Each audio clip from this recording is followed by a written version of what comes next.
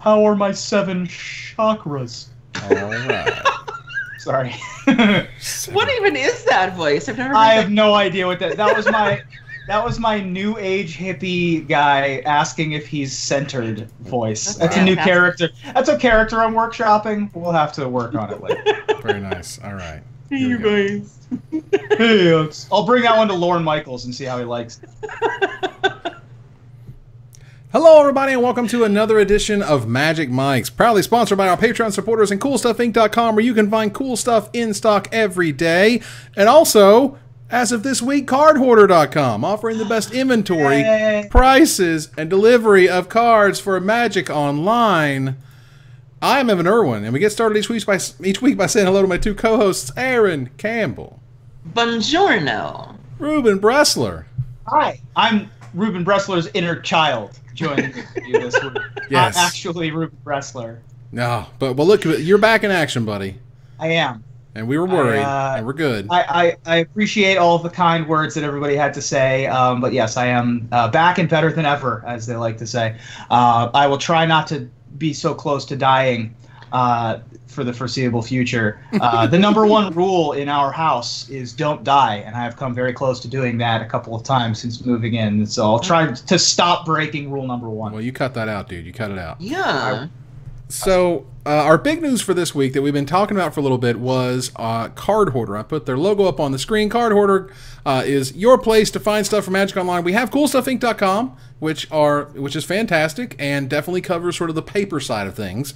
But not all Magic players can play the paper or order the singles. They rather play online. We need to have somebody we can point people to. Card Hoarder is great. I literally sold my own collection of Card Hoarder like 6 months ago because it was full of literally draft leftovers from the past 12 years of my life. Right. It took me 4 hours to transfer the collection. I'm not kidding.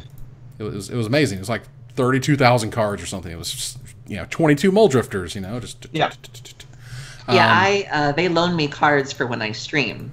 So I've had a relationship with them for about 6 months or so, and they're very sweet people. I have a couple of friends who work for them behind the scenes. My friend Ken Crocker works for them. Jennifer Long, Mrs. Mulligan is a part of their organization. I actually just interviewed with them for a community manager job, and they're just really great guys. And yeah, I love everything they do, and they're definitely a good company to get behind. That's awesome. Absolutely. Well, maybe I should stream more now that I have access to Team Card Hoarder supplies, where I can get my digital objects and stream things. Woo-woo. And also, I've always been a big fan of Team Card Hoarder this whole time. I know that we're sort of now on Team Card Hoarder, but we're not the pros. We're not, like Jacob Baugh and the Boz. Andy Boswell and a bunch of the folks that are on that roster are a ton of fun and excellent members of the community as well. So happy to be on in the same breath as the Kiefers and Joe Lossett and those kind of folks, and real excited to have them on as a sponsor as well. Absolutely. And most importantly, their jerseys are not ugly. Right, they got that nice Mardu color scheme. I really am a big fan of. Also, they got that Mox Ruby in the logo, which I'm a big fan of.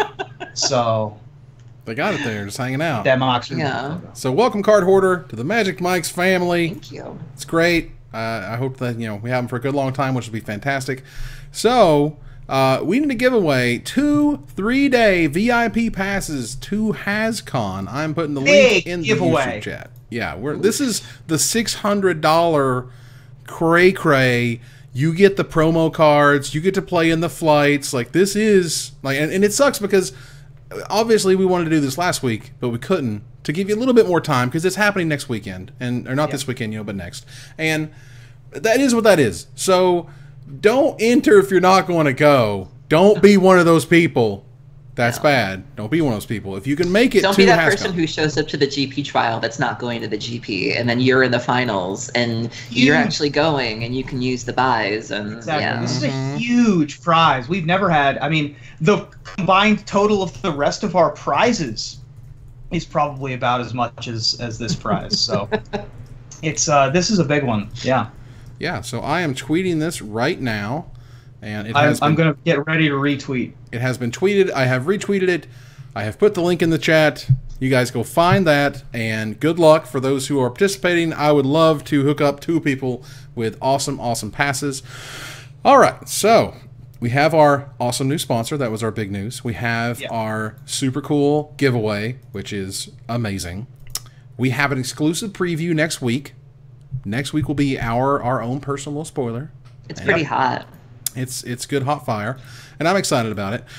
However, we started this week with a really fascinating sort of way. The first pick this week is the way that Wizards both spoke about the Ixalan sort of theft of the rare foil sheet, as well as providing us with a whole bunch of stuff. But let's get started first with Scott Kelly, who is the Vice President of Creative and Production Studios at Wizards, and basically he's in charge of the production process for how Magic cards get made, you know, to actually make the sausage. He's in there. And you know, Wizards from time to time, whether it's privately or publicly, has talked about wanting to be more transparent. This is the best I have seen them respond to, like, anything in the past couple years, no matter what it's been, whether it was the whole judge thing with Oath of the Gatewatch, I mean, whether it was something even that they responded with positively, but like never have I felt it been on literally every note was perfect. It was as much as they could tell us. It was where we're at in the story. It was where that dude's sitting right now, which is jail, which they mentioned twice, by the way. Right. It's 2 mentions. Just in case you missed it that first time, you know, incarceration. Cut that crap out. And it just explained, you know, sort of what was going on. But it wasn't just that. It wasn't just that we got an update on how the sheet ended up online and jail, hashtag twice jail. But we had, what does this mean for the preview season?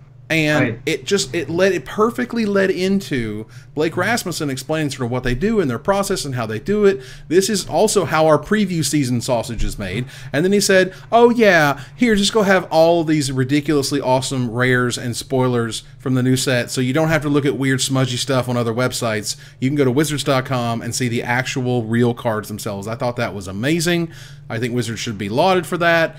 We give them lots of crap when they do things we don't like. Certainly, yeah, we do. They did the right thing here, and I'm really proud of how they acted here. Absolutely. I would watch this movie. By the way, this was an exciting story from beginning to end. I mean, it was kind of Ocean's 11-y. I mean, this guy was like a former employee of a factory, and just one day just left. But we got him on camera, and we chased him down, and now he's in prison. Justice, etc. It was great. Yeah, this was a super awesome story. I'm glad that they came out with it the way they came out with it. Right. Yeah, I love everything about how Wizards handled it from beginning to this article. Everything's great. Absolutely. Yeah, I appreciate the way that they kind of reclaim the narrative. And we had talked about this on a previous show. I think we talked about a video game where something had been leaked, and the designers had kind of leaned into it as well, as saying, we've also talked about the idea of not being able to put the toothpaste back in the tube. And so, we've seen this be done in other gaming spheres, like with video games. And, the question was, could we do that here? Could we do that same thing? Could we lean into it and still maintain the hype and still do all of that? And, I think they did. And I hope that they learned something from this, that, acknowledging that this happened isn't going to kill the buzz. In fact, my Twitter feed was hopping, from sun up to sundown from people that were really excited about this set for various reasons. And I don't think owning that this happened, killed the buzz at all. And I hope that they learned something in that if this does happen again, and I certainly hope it doesn't, you're not going to lose anything if you acknowledge this. You're not going to lose anything by just giving people what they've seen already. And I think that's a good thing. Yeah, and I mean, again, this is one of those, like, not only was it sort of how it happened and what they did about it, and here's the amazing cards, and here's how we're doing with spoiler season, and I think they've worked around it really nicely with some of the uncommons that we kind of see popping up, but what they actually really started with, not just this article, about, 30 minutes or an hour before this article showed up, something else showed up. In their Twitter feed was a little card called Treasure Map. Yeah. Now, Treasure Map is a 2 generic mana rare artifact that says 1 generic mana tap, scry 1.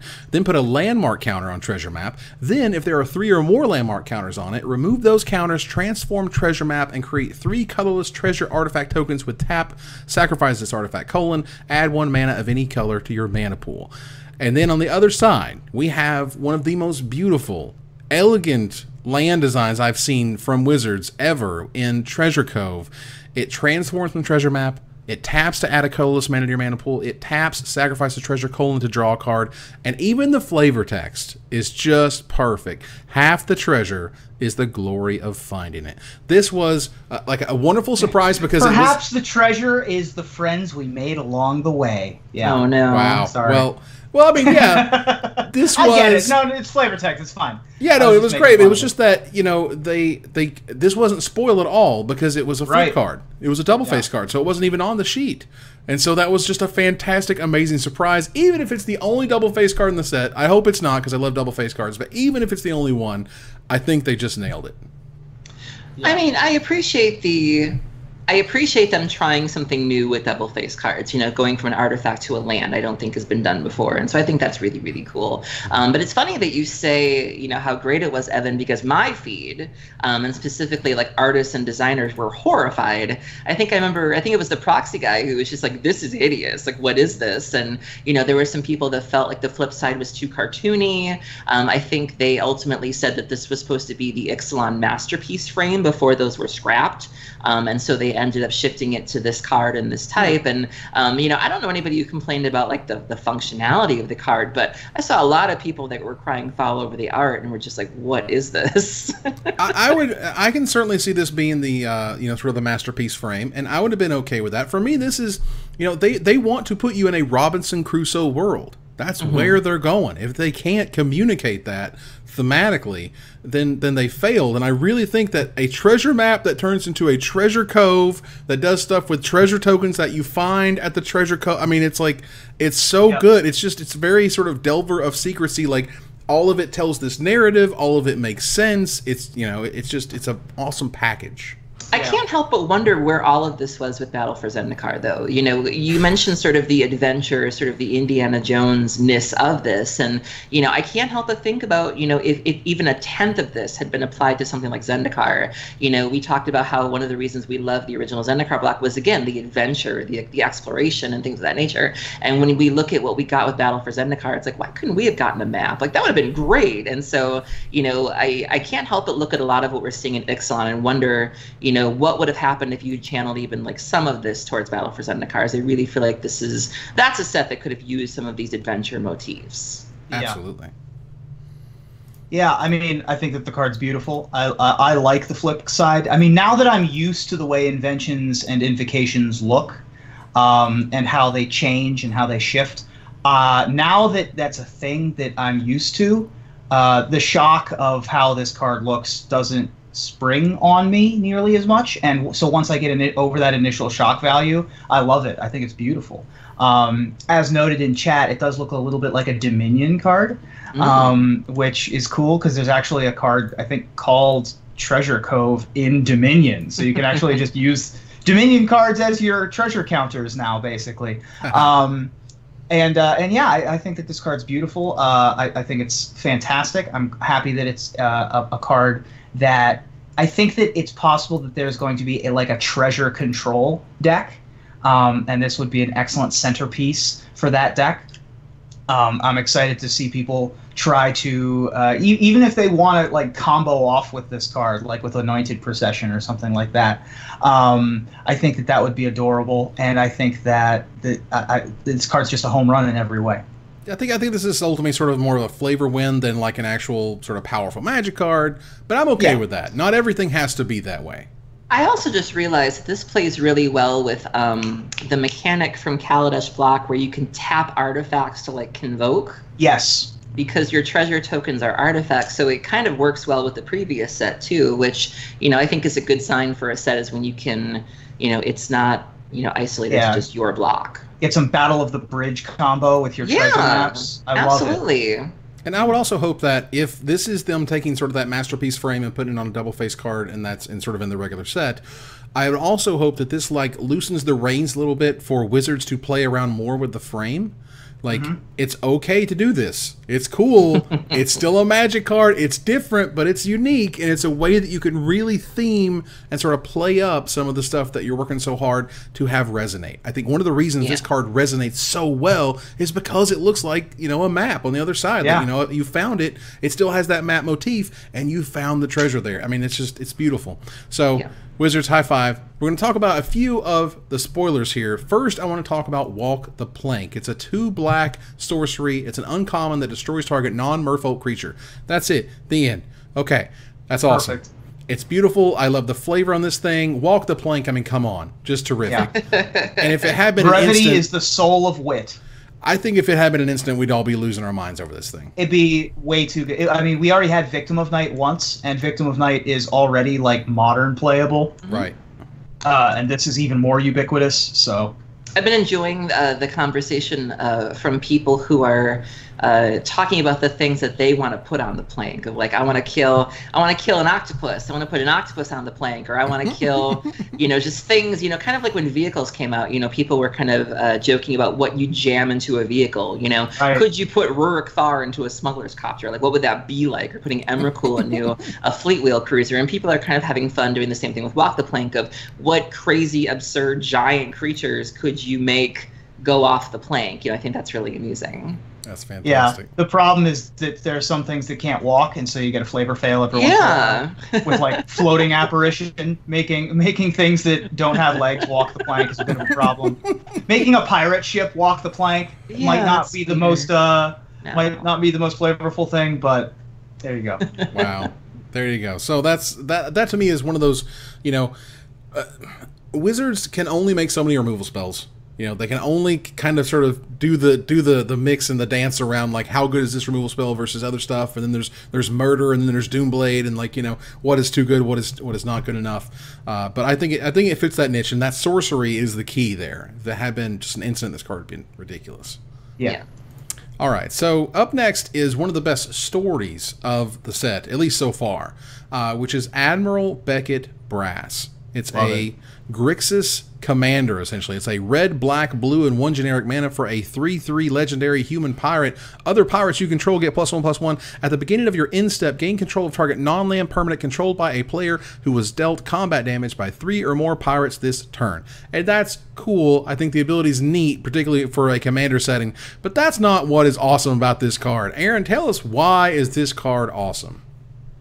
I had to do a double take when this card first came out. So on Monday, like everybody else, I was tweeting furiously about things from the set that I really enjoyed and things that caught my eye. And I saw, some really notable lady characters. There's a mono red Captain Storm, which I think is really cool. She's a pirate, and I had made a tweet about ladies in the set. And Athena, Elantris, had made a tweet with this card with the hashtag Babes of MTG, which is a hashtag that was going around Twitter the past couple of weeks. And it was only after I zoomed in the card did I realize that Admiral Brass is a bomb-ass older lady. Yeah. Then there was a tweet from Jason Rainville, who's the artist responsible, and he said that this is his mom, and that he was very excited to finally give his mom a role in one of his pieces. And Twitter just lit up, and I thought that was wonderful. And if you look really closely, you can even see like an older lady swinging in as one of the pirates. Yeah. And that's just so cool. There was a lot of talk recently of, I think it might have been Izzy, who did Kess, the dissident mage from the Commander set, and he was talking about his thought process about how he wanted her to be an older lady who has a little bit of weight on her, is a little curvy, and how he didn't want her to be like everybody else, and how he was challenging himself to paint that kind of woman. And so it's really cool that we're seeing Kess do her thing, and now we're seeing this lady who's the head of a fleet, and right. She's just so and powerful. Kari Zev from Kaladesh and DePaula, the first one. Yeah, exactly. Yeah, I really love that lady pirates have become a thing now, where it's like, you have Kari Zev and DePaula into Beckett Brass into Storm, and I just want them to get together. Like, I want that to be a thing in some sort of fiction, and it's a beautiful card too. Like, he really did his mom proud. Wow. Yeah, and old lady representation in Magic. Not every fantasy woman has to be super thin and attractive and young. Which is an excellent move that, Magic hasn't always done the best with, but certainly they're trying to do better. And Admiral Beckett Brass being at the forefront there. I definitely like the card in general, even not even paying attention to the wonderful story behind the art. The fact that you can steal things with your pirate captain is excellent, and I'm happy that that's at least on one of the legendary creatures in the set. The fact that you can steal their booty, their ass is brass now. Wow. Yeah, it's my favorite. Yeah, of course. Sure, why not? And I think that that this card might. I mean, it's not amazing. Certainly, it's not. It doesn't stick out like a lot of the other cards we've looked at the set, but it does have the possibility of, you know, if there is a pirate deck, stealing things is one of the most powerful effects that you can have, and you very rarely have that in a tribal synergy. And so I would be interested to see if that is a thing that's able to break into standard perhaps going forward. Also, I think it's going to be hilarious if there are two different pirate decks at an EDH table, and one player is dealt damage by 3 pirates, and then the player who controls the Beckett Brass, whose turn it isn't even their turn, just gets to get a permanent. That would be an interesting achievement to unlock. But yeah, I love Admiral Beckett Brass.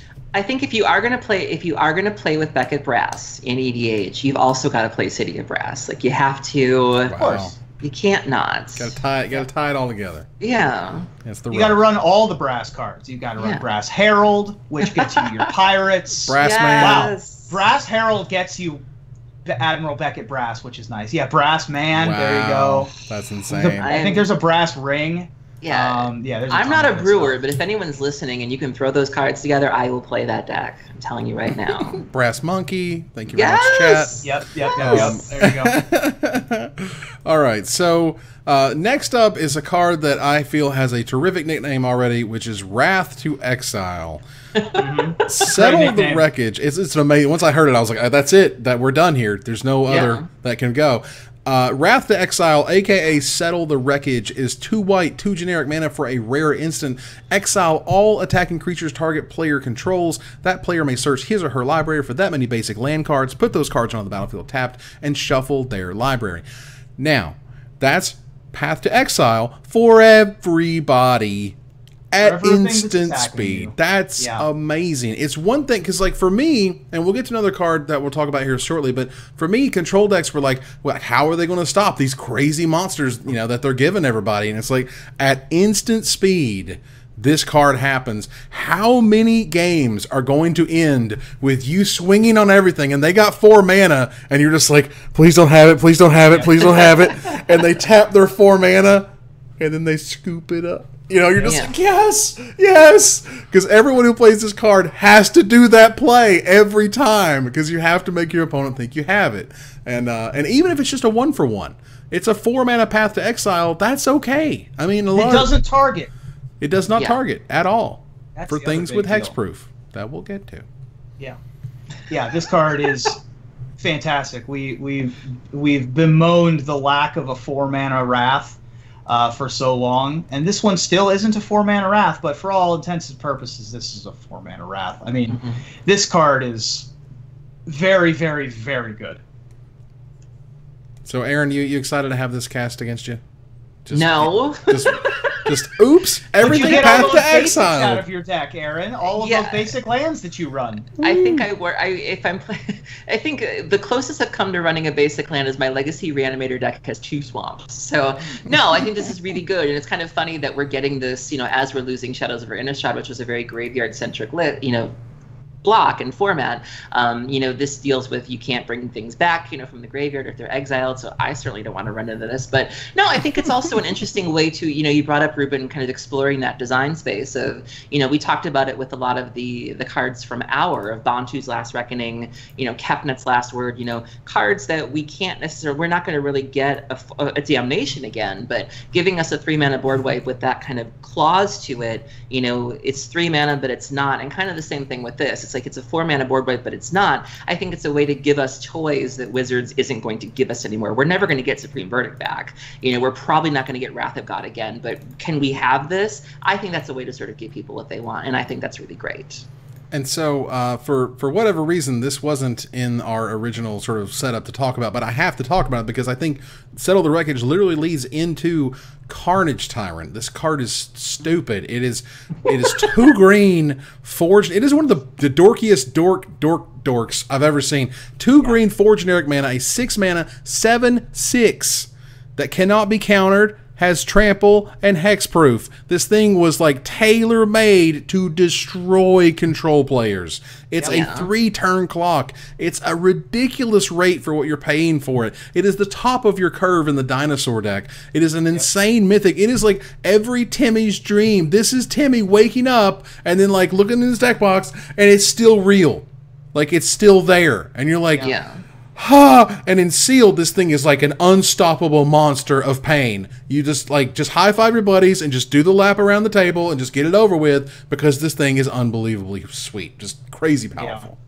Yeah, I don't even think we have any edict effects like to deal with this, do we? Like, I mean, Settle the Wreckage was the card that you were like, oh my god, I'm glad this card exists now, Right? Because how am I going to stop this monster of ridiculousness? Because otherwise, the old it dies to Doomblade. Wait a second, no. Oh, it dies to counterspell. Wait, hold on. Even Hour of Devastation. I mean, okay, Star of Extinction, but there you go. Star of Extinction will do it. that kills all the dinosaurs, though, so that's pretty flavorful. That's a flavor win, at least. Yes. It is a huge flavor win and a big scary short monster. of Wrath to Exile, or I'll tell you what kills this is Ruin Rat. Death touch effect. Ruin Rat action. I don't think there's any 08s in the set. No Wall of Stones coming out just yet. But yeah, this card is a monster for sure. We've come a long way since Crawlworm. I mean, we have Bontu's Last Reckoning and we have the Black Trial, and that's all good. And don't get me wrong, there are ways to deal with this card. It's just the fact that there's not that many ways, and you better have one of those ways. When I resolve it against you, or you're going to die. Yep. That's pretty much how it works. Yep. It's quite the magic card, that's for sure. And when you were going to start making dinosaurs, again, I guess since Pygmy Allosaurus and things like that have existed in the past, but when you're really going to make dinosaurs, you needed to have some big splashy dinosaurs, and this is a nice big splashy dinosaur. Oh yeah. Big shiny, awesome mythic, great to open, super sweet and limited, ridiculous. So of that dinosaur deck, the 4-drop has to be Ripjaw Raptor. 2 green, 2 generic mana for a rare dinosaur that is a 4/5, a 4-mana 4/5 that has nothing but upside. In Rage, whenever it's dealt damage, you draw a card. That is a crazy rate. Like a silly rate. For a monocolored creature, that's a ridiculous rate. For a monocolored creature to just be a 4-mana 4/5, it would have been fine. But to have that, literal draw cards on the dinosaur deck ability, that's what you need for big, scary aggro decks to be able to keep up with cards like, Wrath to Exile. You need to be able to actually draw things and have things for when they get rid of your creatures. And the rate on that card is just nuts. I can't. Considering there's some mythic red cards that are absolutely unplayable garbage trash, dumpster fires, this card is crazy great. It's going to be the art on a playmat soon too. I don't remember what GP it was commissioned for, but yeah, it's definitely happening. Whew. Yeah. It's. I want to point out, by the way, that I love that all the dinosaurs have feathers and are anatomically and historically accurate. I love that they're really gay. If you they're super brightly colored. If you look at Goring Ceratops, that's like a big old pride dino, and then you have the one we'll talk about pretty soon. But they're all just really gorgeous and very fabulous. Yeah, and I love that. Yeah, and this guy in particular, this 4-mana 4/5, that rate is unreal. We have to see what Pyroclasm style effects are in the set to see just how great this card is going to be. But it's already a perfectly serviceable card. This is already a Thunderbreak Regent for your dinosaur deck. I think that 5 toughness is going to be a really key spot also, because there's a lot of 4 power things happening already that I've seen in this set. Not to mention the fact that there's a lot of 4 power things already in standard that are or 4 damage things already in standard that would make the toughness relevant as well. This is probably going to fall into the category of card that is going to take a while to actually pick up in popularity. We've seen this a lot with big 4-mana dumb idiots, where it takes the format to evolve a little bit. Haha, dinosaurs with evolve. It takes the format some time. Watching you, bro. Yeah, I'm on I apologize. I don't get out of bed for anything less than a triple entendre, so that one was my bad. But you should put that in your Tinder profile. Should. Wow. Get the latest. It's anatomically accurate. I think that you should go on. It'll help you walk the dinosaur. That's true. And walk the plank. I think that this card's great, and I'm really excited to play this card. And it's great. All right, so yeah, I mean, 4 mana 4/5s with nothing but upside. Oh, it's so good. And for what it's worth, I think between this and the 2 mana rock, the new mana rock, that 2 mana, name a creature type, it only taps for mana for that creature type. I think this is what powers this out on turn 3. On turn 3, this thing is scary. On turn 1, I'm playing that enchantment that lets you draw a card whenever your creatures get targeted, which I think is amazing. Like, that's my sequence, and oh my god, it's fantastic. So, another dinosaur that you wanted to talk about, Ruben, was Kinjali's Sunwing. Can you tell us what that does exactly? Yeah, so Kinjali's Sunwing, another fabulously multicolored dinosaur, this one more of a pterodactyl style, is a 2 colorless and a white 2/3 rare dinosaur with flying. Creatures your opponents control enter the battlefield tapped. This card is something else. And I think that I wanted to talk about this card mostly for non-standard formats, because I think that this card has a possibility of starting to see play in Modern or Legacy in Death and Taxes style decks, particularly to shut off Sneak and Show things in Legacy, anything that's trying to Goryo's Vengeance or lots of haste creatures in Modern. I think that Kinjali's Sunwing is very, very good in those style of decks. It's exactly the kind of hate bear that you want. Being a flyer is relevant, obviously. Being a 2-power flyer allows you to put a clock on your opponent, even if it's just sort of out by itself in play. I think this card is very, very good. Well, I think the problem with it is that it's competing with New Thalia, and I think New Thalia does creatures and lands, and I think especially in Eternal formats where there's so many non-basics, you know, I think that that's it's competing with that, and I think that there are maybe cases where it can inch ahead. But yeah, having to compete with Thalia is no joke. But it is true. It's flying versus first strike and an additional power. Yeah. Yeah, and the land clause. Land clause for sure. I do think it's interesting. Ken Nagel had tweeted about this sort of jokingly with the, have you noticed how many cards there are in this set that we've already seen that seem to deal with copycat? And people were like, we have Kinjali's Sunwing, we have the Tocatli Honor Guard, you know, even Settled the Wreckage. You know, if you manage to get happy with your Saheeli Rai, you could deal with it that way. But there are people that are like, yeah, 2 sets later, like what?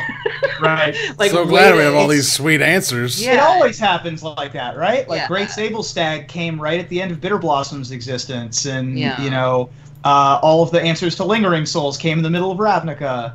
And or whatever the set was after. No, it was. Remember the Gate Crash enchantment, the 1 black, all tokens get right. Illness in the ranks. Like, that's fantastic. Thanks, guys. All of those always come 4 sets too late. He just seemed so proud of himself, and the rest of us were like, "Girl." Right.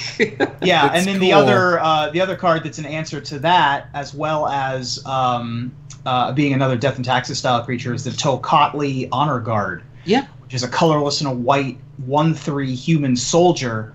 Creatures entering the battlefield don't cause abilities to trigger. Torpor Orb. Which is Torpor Orb on a 1/3. Yep. There you go. So, they certainly overloaded us. Settle the Wreckage, Tocatli Honor Guard, and Kinjali's Sunwing being simply the white cards that we've talked about this episode that can answer the combo.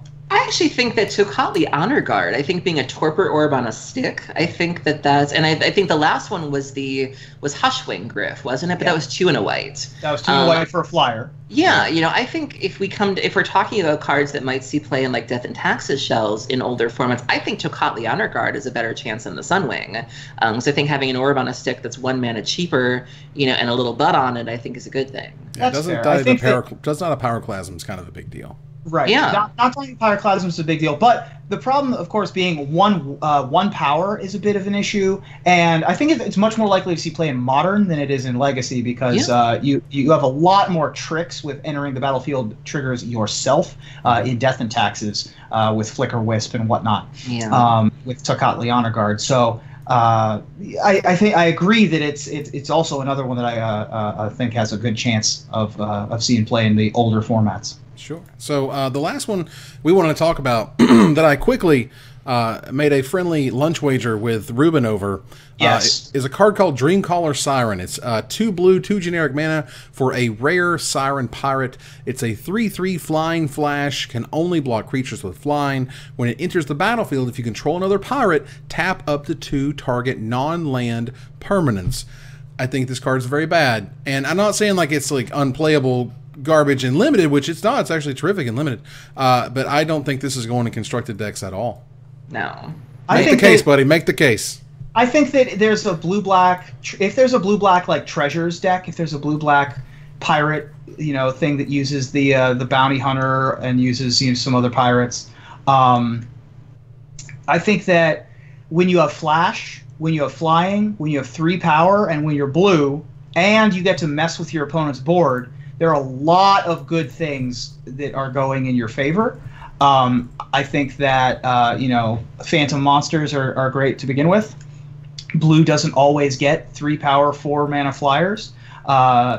Being able to keep up Counterspell mana or Wrath to Exile mana while also having this card in your hand. This allows you to play a Flash style game with your torrential Gear Hulks and other blue Flash creatures. I think that this is the style of card that can get there. I really think that being a evasive flyer that you can leave Counterspell mana up and still be able to play it gives it a good shot.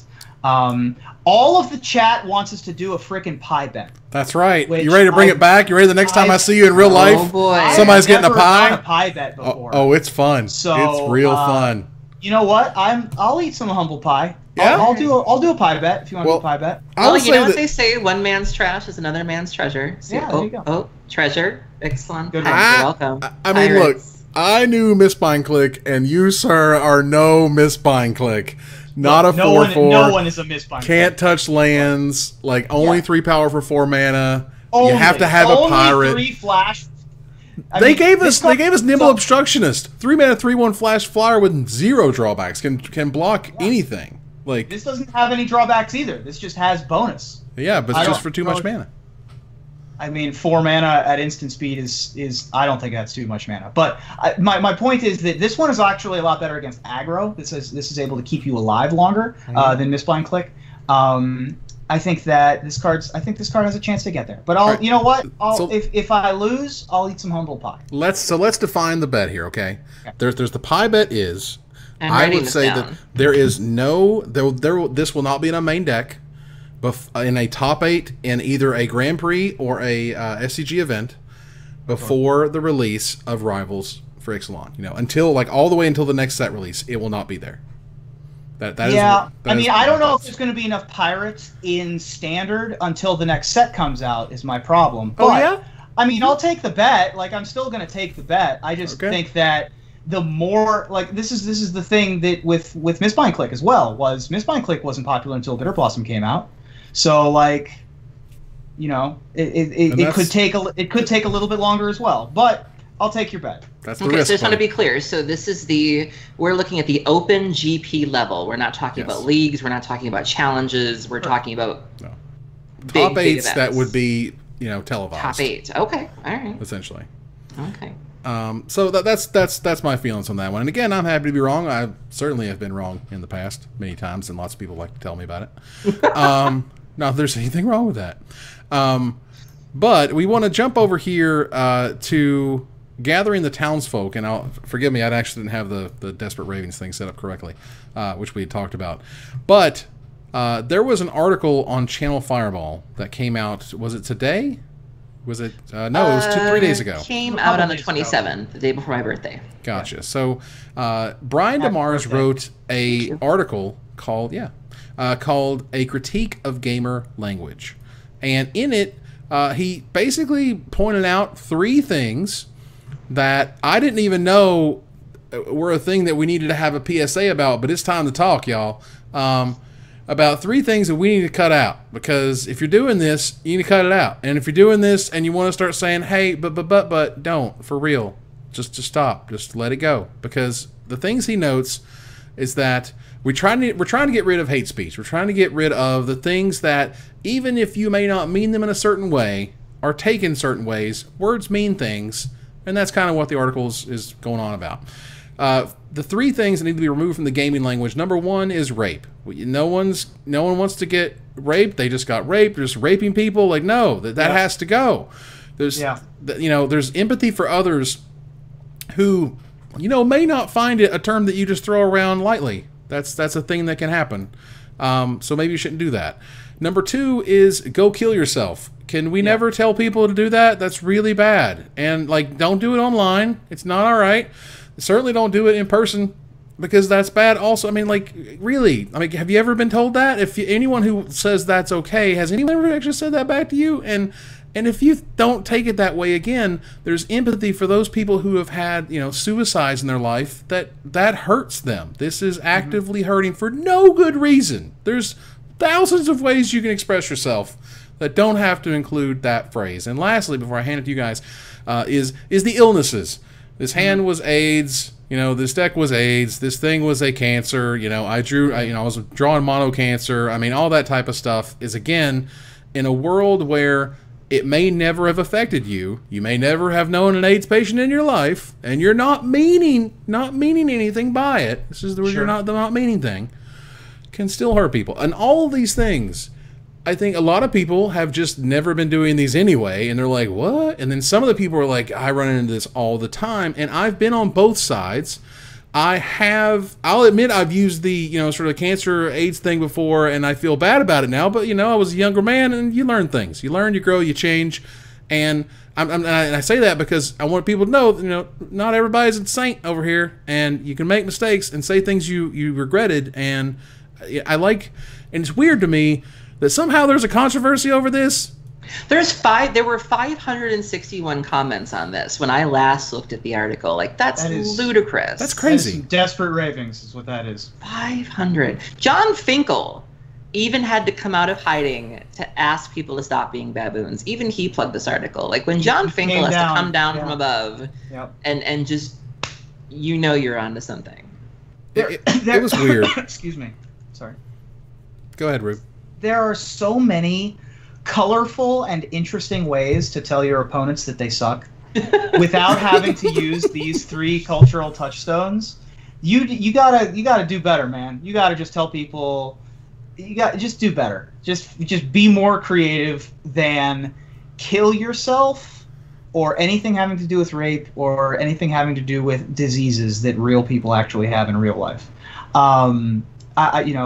Based on my most recent health episode, my health is like the one thing that I'm self-conscious about, my health issues, which is connected to my like going baldness on top kind of thing. It's like because I've had the same level of thinness of hair as I've had since I got diagnosed with diabetes, since that's when all my hair fell out. It's the one thing that I'm self-conscious about. There is nothing else. I could give a crap about everything else. So I can't imagine if people were like in chat somewhere were like, oh man, this deck is so diabetes. Like that would really make me very uncomfortable. And it's no wonder that people stop playing games based on languages like this. And it's not just these issues. There's of course retarded, calling things gay. There's all of these various cultural identifications that people use to denote when something is bad that we just shouldn't do. Like, why do you care? Just change your language. It literally costs you nothing other than you becoming a more understanding, but also probably a better insulter. Like, wouldn't you rather just be better at battle rapping? Like, cutting out these from your vocabulary, restriction breeds creativity. Like, come up with something better. Be funnier. Be the person that everyone quotes on the internet.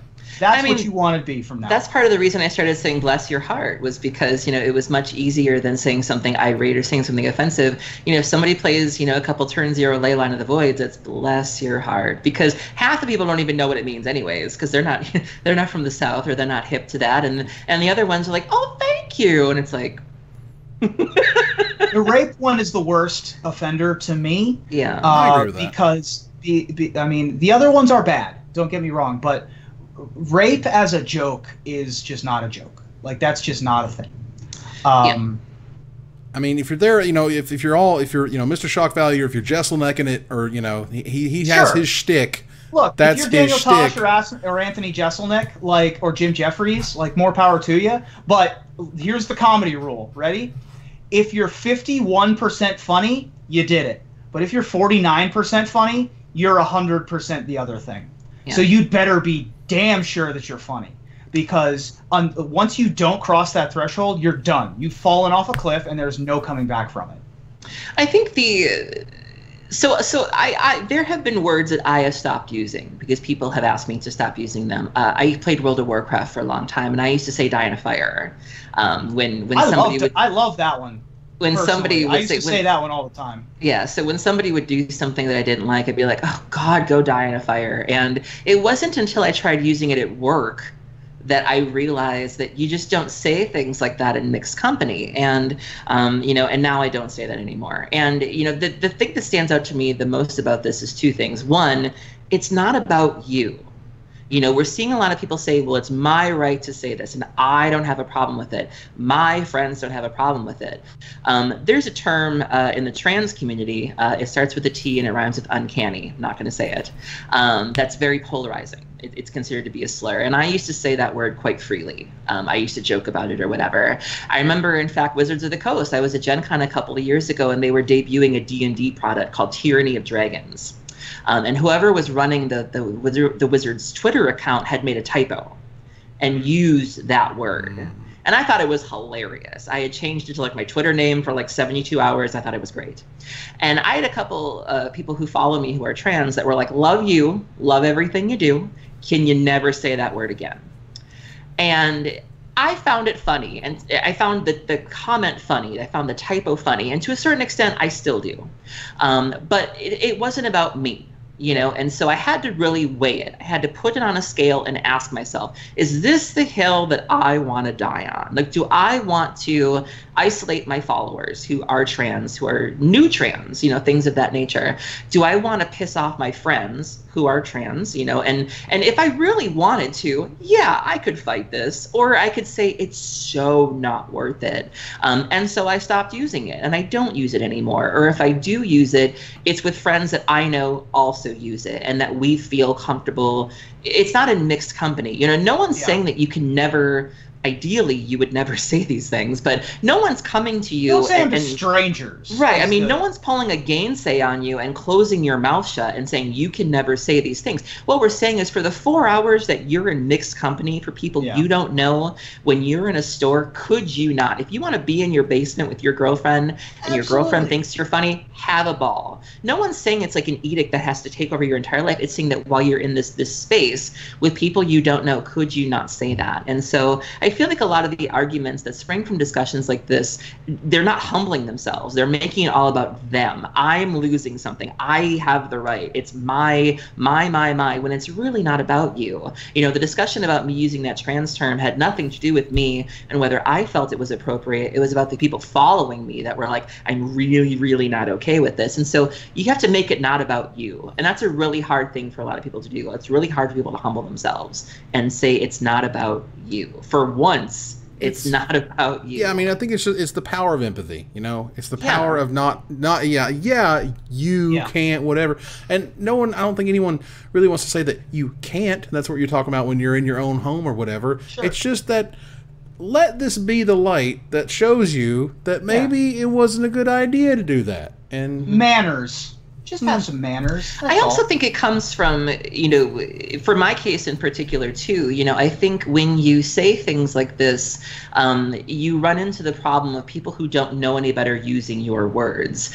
There was some controversy recently with RuPaul's Drag Race where RuPaul was using terms like the T word and was also using a derogatory S word. And I believe RuPaul to be a good person, to be an ally. I think they've done a lot for the LGBT community, but the problem is that RuPaul has a lot of straight fans, just like I have a lot of straight cis followers that will use my phrases, that will say bless your heart, that will say girl, that will say whatever. And so, I may not have a problem with the T word and people may know that I'm an ally and that I mean well, but there are people who aren't in my community that will say Aaron Campbell's using this word. I'm friends with Aaron. It's cool to use this word, sort of like you see white friends who have black friends and they think it's okay to drop the N-bomb and it's not. And so it's also not about you in the sense that there are people who will follow you, especially if you're visible, that will think this is okay. say. And so, you know, whether I like the term or not is irrelevant. It's the fact that I have 4,000 people who follow me every day that might see me dropping this term and say, I'm cool with Erin, I'm going to call her the T word. It's like, you don't get to call me that. And so it's a really multifaceted issue, but at the same time, I'm also baffled that there's over almost 600 comments on this. Like, how is there this much discussion about this? I don't understand. The amount and content of the discussion necessitates that this discussion happen. I believe there's an internet law that says something along those lines, that all of the comments on articles about women's rights necessitate women's righs. Yeah. I forget what the internet law is called, but it's something along those lines. In any case, Brian DeMars did an excellent job with this article, and I think that we can all do better. This has nothing to do with the person saying the word. It has everything to do with the person on the receiving end, or not even on the receiving end. Like, if I'm joking with you guys and I make, like, you guys know that I'm a stand-up comedian and that I'll joke about things that are vastly inappropriate in mixed company, and then I'll, you know, maybe I'll make a rape joke, or maybe I'll make a suicide joke, because I've decided that my audience, you two people, are willing to accept my joke on that topic. Thank you. Thank you. And that I am 51% funny. I also trust you guys to tell me when I'm 49% funny and be like, Ruben, you missed. Try again later, but we love you and respect you. # bless your heart. Right? But if it's the three of us sitting at In-N-Out Burger and then someone at the next table is offended by the thing that I said, that's still on me, right?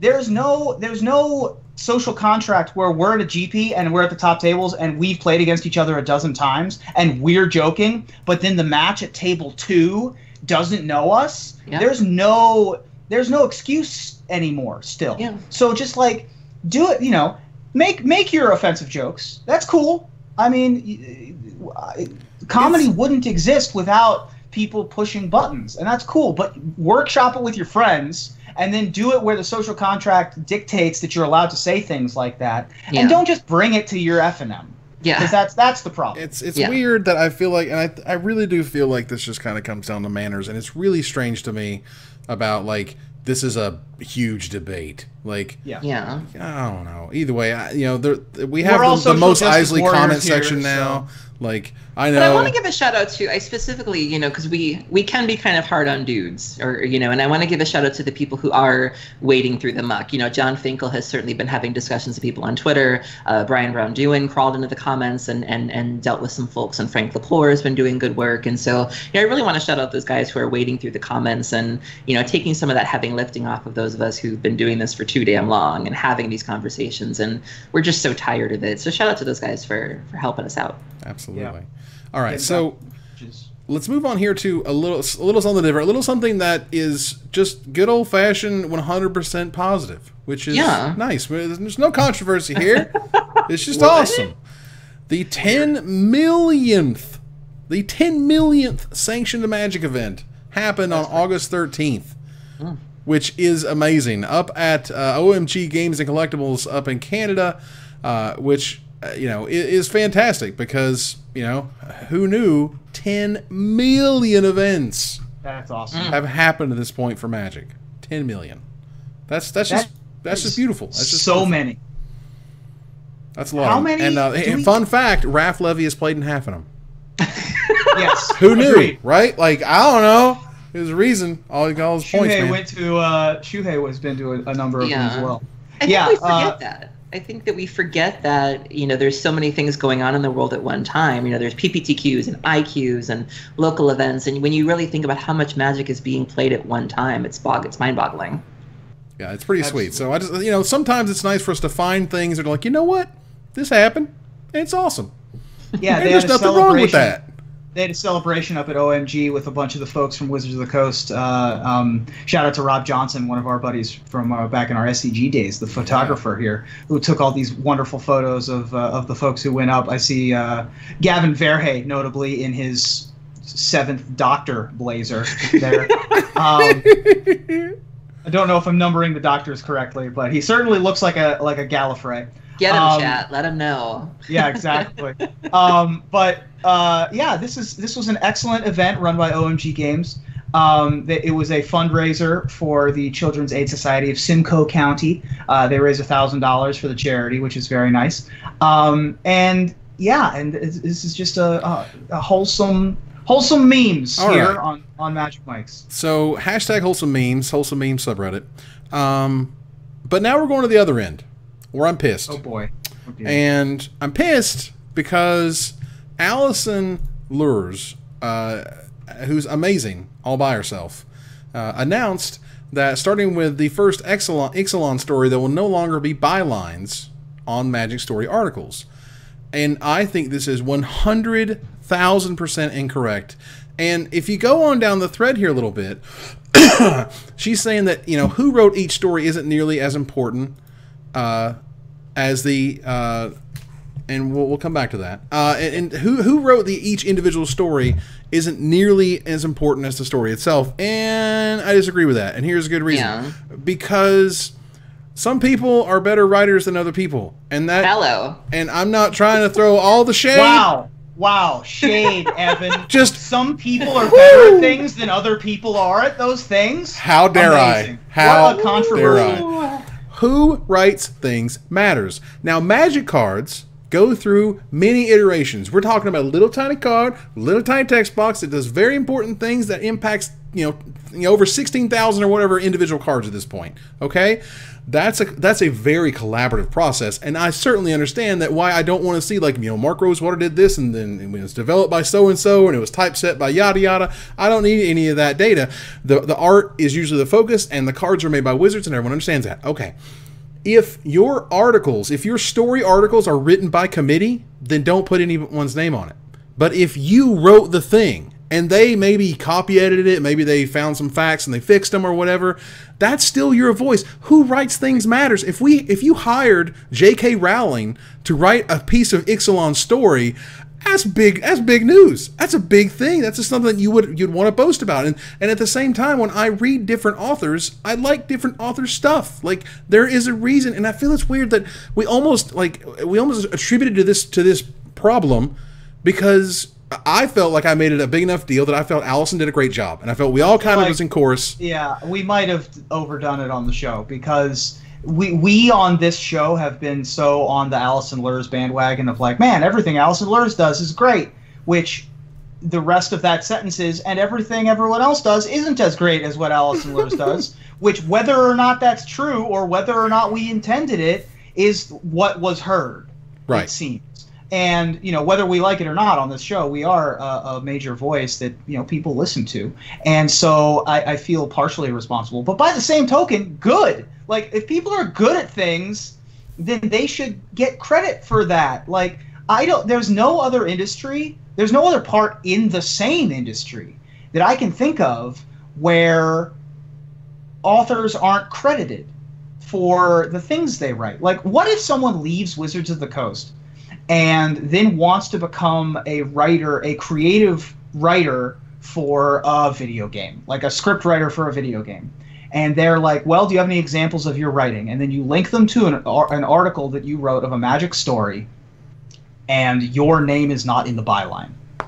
Like, that's weird, right? Like, that's not a thing that should happen. So they're trying to make new policy for the entire fantasy genre, I feel, which is okay, like, nice try, I guess, but I don't agree with it personally. I feel like it's like this weird band-aid, and of, you know, if we just couldn't hurt somebody's feelings because we loved Alison's work but we didn't talk about somebody else's. Like, I feel there's something wrong with that. Aaron, where are you on this one? I don't know. I disagree. If you know, you mentioned the ability to see who designed a card. I would love to see who designed Rest in Peace. Like, put that name on the bottom and I'll meet that ass outside. Just knock that off. Just, to be fair, Rest in Peace is an atrociously poorly designed Magic card. Like, it's a bit much. I would put a curse on every single person who was associated with that card, so your socks never stay up. It's not even a personal stay vendetta like it is for you. I just don't like the design of the card. When I see a card I don't like, I want to know who's behind it. Like, who did this? Right. I'm going to find you. And rub their I'm nose. going to find you and make you eat orange Starbursts. That's what I'm going to make you do. Wow. Which are delicious, but it's okay. See, I like the yellow ones, and everybody hates the yellow ones. Pink Starburst are the best Starburst. I think we can all. I think all Starbursts are pretty Starbursty. I'm a fan of just straight red. So in all seriousness, the Aaron, you're totally red things you that think this Aaron is, likes. Sorry. No, I'm asking, like, do you think this is the right move? I think you both kind of hit the nail on the head with your arguments. On the one hand, I can see where Ruben is coming from in terms of the, if you're trying to build a resume, it's very difficult when, your work isn't attributed to you. But on the other hand, I would also think that, obviously there are designers who are able to, we've seen designers leave Wizards and find other work. And so I think that the point is that they were a part of it, not necessarily what cards they did. I don't think these guys who moved on or these girls who moved on are being hired because they've hired specific cards. I think the fact that they were a designer is enough. Just like if somebody were to move on and wanted to get a writing job, the fact that they were a writer is going to be enough with Wizards of the Coast. I don't think it matters how many and which stories in particular. But at the same time, I think Evan brought up a really good point of, if somebody's done good work, their name deserves to be slapped on it. And if this is a matter of other authors feeling, isolated or like they're not talked about enough, then they need to step their cookie up to where they are being talked about. You shouldn't have to, make somebody else dim their light because the other people you have aren't doing a good job. Make them be better, and your name can be on a story too, and other people will read your stuff. And the sort of meritocracy of it. And it's not to say that the other writers that aren't Alison Luers aren't right. great. I said if that was a concern, or if you're concerned about one person kind of getting the lion's share of it, well, then make the other step up their game. Like, I don't know. I mean, obviously they're hiring the best Magic the Gathering writers that they have access to. These people are all very, very, very good. It's just that when you're on the Dream Team and you're not Michael Jordan, you still pale in comparison to Michael Jordan. Yeah. I mean, there's nothing wrong with that. I mean, look, I like, for example, Kelly Diggs. I think he does amazing work, and he did a really good job with the stories I read from him. I think Alison did a little bit better. That doesn't mean that he sucks. I know Kelly. He's a great guy. He did a great job. That doesn't, something's got to be the best. Pieces Something of has art. To be the best. Something has to be the best. Evan Irwin. And it has to go from somebody. It matters if Magic Man Sam makes a video versus some guy who's never made a video makes a video. It matters if Jerry Thompson is writing this article versus some rando that you've never heard of. That matters. That's important. And if you take that away, it's really strange to me that you're not going to write them by committee like you work on Magic cards by committee. There are multiple steps for making a Magic card. That would be a whole different thing. If they are actually being written by committee, then sure. Then go nuts. Then you got it. I'm all about it because there wasn't a singular voice. I feel there is a voice when I read Alison's work, just like there's a voice when I read Kelly's work. That's a thing. And I feel bad that I feel like I've actively somehow participated in this change because of the way that I wanted to laud Wizards for stories I finally gave a crap about, because for so long I just didn't care because I thought they weren't very good, and now they were getting super good, and I wanted to bring it up and I wanted to laud and high five and say this is how it's done, and there's a good thing about that, and just to kind of crap on that is really weird and just feels very corporate policy, very let's not hurt anybody's feelings, all that good stuff. Just was kind of weird, but either way, it's just that is what it is. It's weird. Like, I don't think it's good. I don't think it's bad. I feel strongly about it, but like in a way that I just am like licking the roof of my mouth, and I'm just like, what is happening? Why is this happening? Right? It's just strange. All right, so we'll go from that to what ground my gears. We'll step back over a little bit to the brighter side of competitive Magic. Aaron, can you tell me a little bit about what's going on with Vintage and Magic Online right now? Oh man, what isn't going on with Vintage right now? Vintage Leagues went live on Magic Online the other day. We are the last format, I believe, to get a league. We still had those damn daily events, and they only happened once a day on weekdays, and I think 3 times a day on the weekends. But then they coincide with the challenges, which is hella awkward, and they're all like at different times. And like I know for me personally, I was having to like race home from work and then like get dinner, maybe do a load of laundry just to be on time for this, and then you have those games where your games are over before everybody else's, and then you're sitting there and waiting for their games to be over, and leagues just offer a kind of convenience that a lot of people really want right now. You know, they want to be able to play when they can, play at any hour of the day, play for one round, come back and do another round, you know, and that's something that we haven't had for a really long time. And so this is something we have really been wanting. I've seen a lot of excitement over this over at the Mana Drain, which is a really big hub for vintage Magic. And as of before we recorded the show, I think there were close to 70 people so far in the league. We've seen a lot of prices go up on the vintage staples like the Moxen and the Lotus, so people are very interested in this. I think something that is making people even more interested is that they made the Banner Restricted announcement, which came out on Monday, came out on my birthday. They decided that they were going to restrict Thorn of Amethyst and Monastery Mentor. Because Shops and Mentor had been the two most powerful decks in the format. 50-60% metagame shares. They were just dominating events. Just felt like there was really no way to beat them. And then they also, a little closet gem here, they unrestricted Yawgmoth's Bargain. Wow, that's crazy. Yawgmoth, let me make sure I got that right. I mean, Yawgmoth's Bargain. Yeah, and so there's a lot of talk. I'm sorry. How many of those do you really need to run in your deck? But you're right. But there's a lot of talk about possibly like a Sneak and Show variant coming back with this card. Sure. You know, there's a lot of talk about whether or not this is better than Grizzlebrand because people haven't been running Grizzlebrand when they could. And so if you've had the ability to run Grizzlebrand all this time and you haven't, why wouldn't you? Why are you now excited about this card? And so I'm seeing, you know, there's a lot of reasons to be excited about Vintage. And last of all, Randy Buehler announced Tuesday night that the Vintage Super League is coming back. And yours truly has been invited to participate. So... Yay! And I spoke with Randy, and CoolStuffInc.com is the official sponsor of the new season of the Vintage Super League, which is terrific. Really excited about that as well. Starts September 12th. I'm very excited about that. Season 7 All-Star Aaron Campbell. Now, I have a quick question. Will you be playing non-dredge decks? Yes. So there wasn't a lot of information rolled out with this. You know, they just announced it on the Team League stream. But yeah, I can let you guys in on some insider dirt. So one of the caveats to this season, they had been looking for feedback as to what people liked about the league and what they didn't. And one of the criticisms that came up was that people were tired of seeing the same decks over and over. And so we all entered into a gentleman's agreement, for lack of a better term, that we're not going to play the same deck twice. So I will only be able to play Dredge once. There you go. Which Save Randy, it for the playoffs. Which Randy, that was actually funny because that was Randy's intro. Randy was like, would you still want to do this? And I was like, of course. And so I'm looking forward to, there's been some talk of 2-card Monty. There's been some talk of Saheeli Oath. There's been some talk of doing a paradoxical thing, maybe even you can play that Hollow One deck. I could play that Hollow One deck. There's some mono-red prison lists that are really scary with Blood Moon and Trinisphere and Null Rods. And I know. I'm so yeah, I'm excited. I have my girls with me, you know, Sarah and Lisa. They've been sort of my helpers, you know, teaching me Vintage. And so the event starts in 2 weeks. We're all going to play some crazy decks, and it's going to be a really, really good time. That's awesome. Well, congratulations on getting there. Thank you. I feel so... I kind of hear Carrie's mom in my head of, you know, they're all going to laugh at you. I've only been playing Vintage for a year. All of these guys like Rich Shea and Stephen Mendy and Bay and Rachel Agnes, and I know nothing, but I'm so humbled to be there, and I love the format so much, and I just really want people to be proud of me and to enjoy Vintage as much as I do. So hopefully I can put on a good show. Awesome. So one more thing that we need to mention, sort of as our duty of people who bring you things that happen in Magic and when things change in Magic.